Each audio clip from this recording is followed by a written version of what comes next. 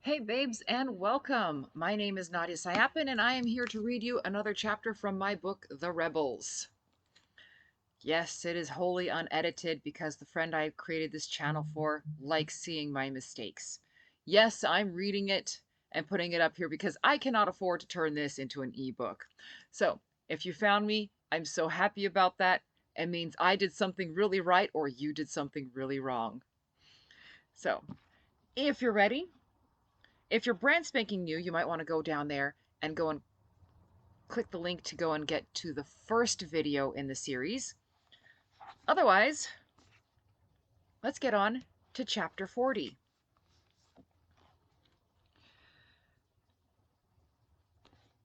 Kittens finally narrowed down the locations for those two brothels the Fates told us about. River paced around the useless room where we gathered. The Fates, three beauticians who'd been forced to doll up the women kept at various brothels, had been working with River, and by extension Kitten, to give us two more locations by means of memory and mapping. Now they finally had something for us to work with. One of them is here, in southeast Salem, and the other is north, near Kaiser. River circled the locations on a detailed paper map of the cities. Shit! Phoenix peered at the one near Kaiser. This area is at least 3 blocks. It gets worse. River turned to face us. Kitten's daughter was taken the day before I got there. She's been in Steve's hands for 4 days. Kitten's got reliable information that her daughter is in the South Salem location. At least that one had been narrowed to a specific street. I peered at the map. Stonehaven Drive. Does she expect us to mount a rescue for just one woman? The speaker was a newcomer, Sophie. The civilians wanted a person in on the meetings who had their best interests at heart. Fair enough, but Sophie, an aging woman who dreamed of the glory days of her youth, wouldn't be my choice for this role. A career politician and Oregon's representative in Congress, Sophie won the position through lobbying, manipulation, and, I suspected, bribery. On seeing the looks of distaste around the table, I decided this would be Sophie's only time at a meeting. Being a dictatorial tyrant had to be useful sometime. Driver and Lavender could tell the rest all the nitty-gritty details, which I thought they'd been doing anyway. Kitten put her family in danger by spying for us. Phoenix got in Sophie's face, then cast a look over her shoulder at me, pleading, "We won't hang them out to dry now that they're in trouble." "Yes, we're going to mount a rescue for the one woman we know," I said quietly, "and for the other ones we don't." Sophie opened her mouth to protest, but I didn't give her a chance. "It's what we do. If we didn't, you'd still be living in Poor Town." She's got you there," Driver murmured. "When do we leave?" I raised an eyebrow, surprised, while Phoenix whooped. "What?" he asked. "You'll need every hand you've got. I'll drive." "Now that's what I'm talking about!" Serious Phoenix cried, pointing triumphantly. Once again Sophie tried to protest, but we simply ignored her.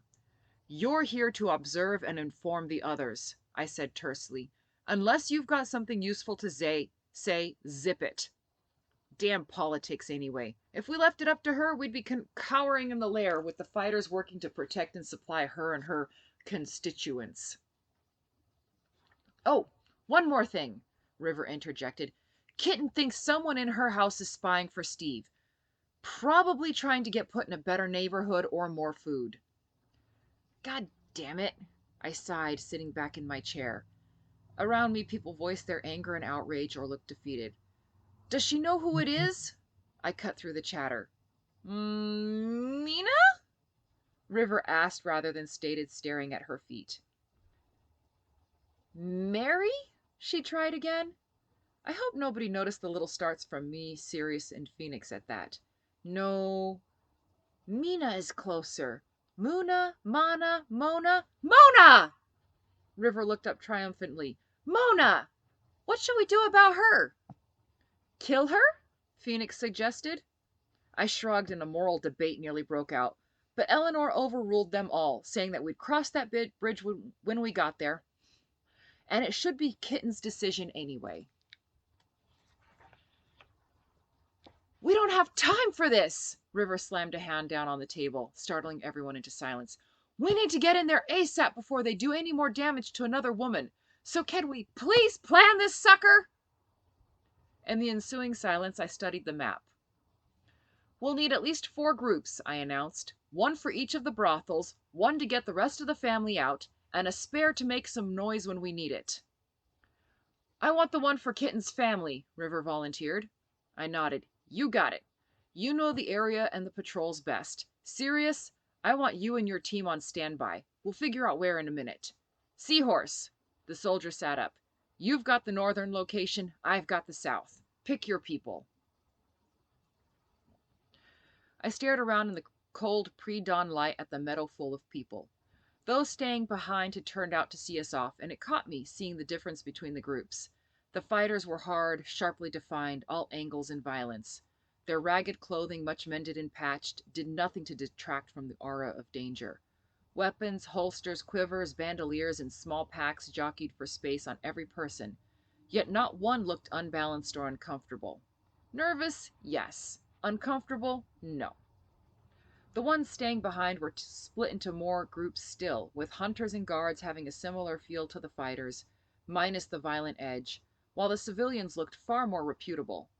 Thin, but without the patches, holes, and stains that everyone else here sported, many of them developing calluses suited to farmers and tradespeople. I walked through the civilians, who parted to let me pass, to the fighters, and breathed deep, taking comfort in the scent of evergreens and damp. Warm days and cool nights meant a good chance of mist for cover. Another step and I could smell the clean, cold scent of the creek riding on the slight breeze. Reaching the fighters, I walked through them, clasping shoulders and circling around until I climbed on top of the lair. Y'all know what's at stake, I announced. All in, all out. 1 shot, 1 kill.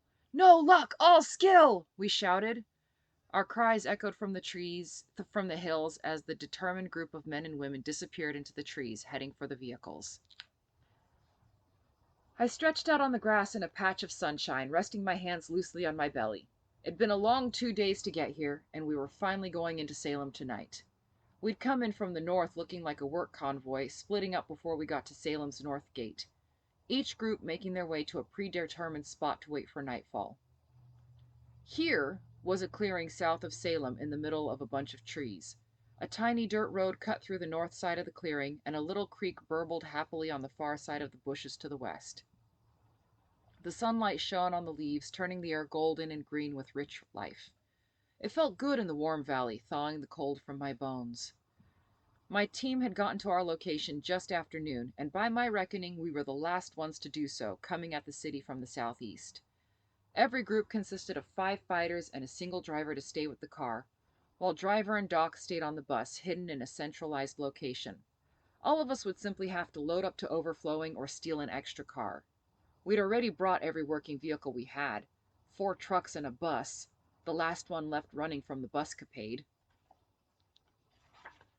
Eyes closed, my lips twisted as I recalled people's protests at Sun Key's inclusion as part of Sirius's team and her acerbic response.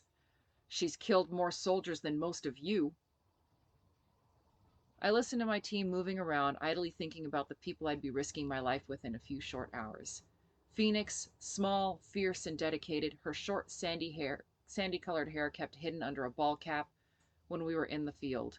Sparrow, the woman who would be beautiful even in a potato sack, had a lot of nervous energy about her, though the moment she got called on to work, her hands were rock steady. She still looked uncomfortable in the cargo pants, combat boots, and t-shirt that was practically a standard uniform for our lot. My lips curved as I thought of Dereva, my rock in the field, the unflappable driver who always thought of a way to go, no matter who pursued us. She was almost as tall as Eleanor now, maybe 5'8", and she kept her curly hair long, pulling it back from her face with little clips. Every time I saw her, those brilliant blue eyes of hers gave me a shock. She and her brother were favorites of the fates, who spoiled them at every opportunity. My mind wandered next to legs. Long and lean, the young woman won every foot race we had over any terrain. She'd blushed red as a beet when we told her she'd be part of my team, and she'd spent most of the time since then staring at me with worshipful hazel eyes. I found it very disconcerting. Finally, the Celt, whose long, curly, white blonde hair and green eyes made her look like a Celtic princess. She enhanced the look She enhanced the look by wearing a few tiny beaded braids in her hair. In many ways, she reminded me of Phoenix when we'd first met her. Tiny, angry, reckless. This woman, though, had 11 others who'd shared her same misery and had weekly appointment with Kestrel that she had to keep if she wanted to stay in the field. I didn't twitch at the footsteps nearby as Sparrow paced. Sparrow, who'd walked away from her stepson when he'd raped some of the girls in our care, and his father, who'd, when the father had defended the young man, was on her first mission and unable to stop pacing. The Celt hummed a tune I couldn't make out as she whittled, throwing all her concentration into the task. Dereva tried to convince Phoenix to let her accompany us on the mission, backed up by Legs, who'd done brilliantly on the last mission as bait to draw on Steve. I heard the smirk in Phoenix's voice as she told Dereva, "We should have named you Captain America." "Nope," I announced without opening my eyes. "With my luck, we'd run into your mother, who'd kill me. I'd tell her it's all your fault, Dereva, but she'd never believe me." "You'd tell on a kid?" Phoenix's voice was thick with mock disbelief. "Very mature." I cracked open an eye. Dereva stood near me and Phoenix.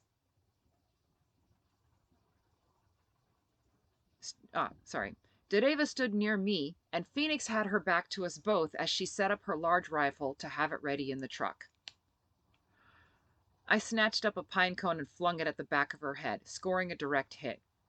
Phoenix whipped around, and I widened my eyes, striving to look innocent as I pointed at the younger girl. Phoenix shook her head, slowly drawing a finger across her throat, then pointed at me. A snort of laughter surprised me, and I sat up to watch Sparrow slowly lose it at our antics. I got up and ambled over, patting her on the back. "That's it," I soothed. "Let it all out now." Her laughter took on a hysteric edge before slowly subsiding. I'm sorry," she gasped, wiping her eyes. "I don't know what came over me." "Nerves," I said cheerfully. "We all deal with shit differently." I forced myself to lie down again, closing my eyes and breathing deep to keep calm. As stupid as it sounds, I looked forward to these times, to the chaos, the mayhem. I took a shuddering breath. "I can't believe I'm a fucking adrenaline junkie," I murmured, shaking my head. "You only just figured that out?" Phoenix said wryly from a few feet away. "When the hell did you get over here?" "Apparently while you were having an epiphany." "Ah, fuck off. Stop listening to people's private conversations." She extended her middle finger. "One, if you don't want people to hear, don't say it out loud." She extended her index finger. "Two, I don't think you qualify as people. You're weird." Pot, kettle. As the afternoon wore on, the 3 teenagers took to the creek to play. Able to recognize a great idea when I saw one, I moved my lounging upstream from the girls, who finally looked their ages as they splashed and laughed. Wiggling my toes in the cool water, I stared up at the sky, contented, until an inadvertent moment rubbed a thick callus the wrong way. "Motherfucker!" I walked gingerly back to my pack, digging around for a small pot of salve. Wildwood, the herbalist, had concocted the salve to deal with most things, from calluses to rashes to small cuts and even minor infections. Plopping onto the ground, I rubbed both feet thoroughly. When I finished, Phoenix clapped her hands and cupped them, so I tossed her the jar, which she neatly caught, then propped my feet up on my pack to give the salve time to do its work. Stretching a bit, I hauled my rifle over to give it another look, just to make sure there'd be no issues tonight. Phoenix had the same idea, checking her scope sights and ensuring the zero was set, wiggling her toes in the grass as she worked.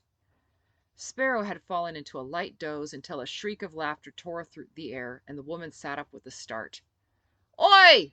I yelled. "Keep it down! You want to tell Steve we're here and ruin the surprise?" "Sorry, Captain," the girls chorused. Shaking my head, I laid back down, stretching my arms overhead and arching my back, groaning in pleasure as all the muscles stretched. I missed being in a small group and actually being able to remember the right name the first or second time. Was it good or bad, or neither, to not know much about the individual? With so many of us, I felt like I knew them best as a skill set rather than an individual. Tracker, sniper, driver, scout, gutter fighter. I cut my eyes to Sparrow. Explosives. Ha! I snorted a laugh, looking at Sparrow again.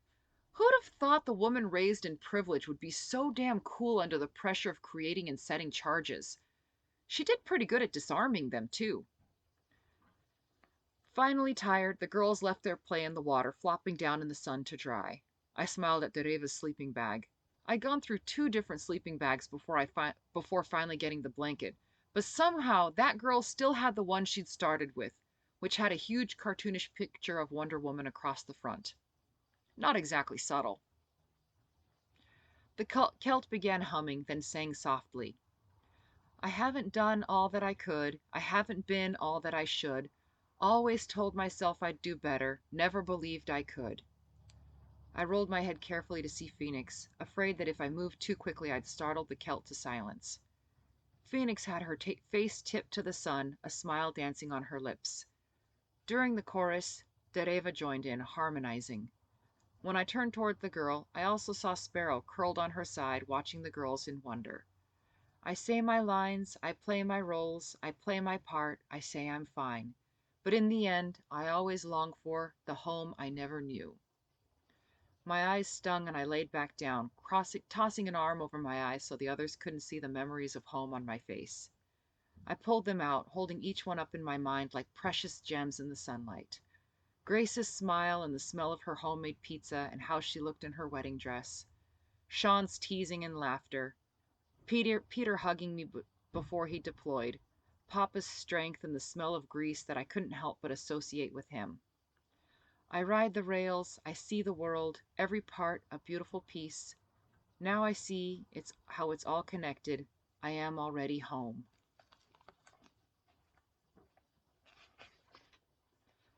Thinking about them made it so much harder to do what we did. Remembering who I was and the person I'd been, the person I'd never be again. Thinking about them made me want to tear Salem apart to find Papa and Sean, or die trying. I always got stuck on the dying part. The only option I'd found that worked was not thinking about my family at all, and hope that one of these missions I'd turn around and find that we'd accidentally pulled them out of the frying pan. But today, with that song drifting through the air, I left my arm over my face and hoped nobody noticed the tears.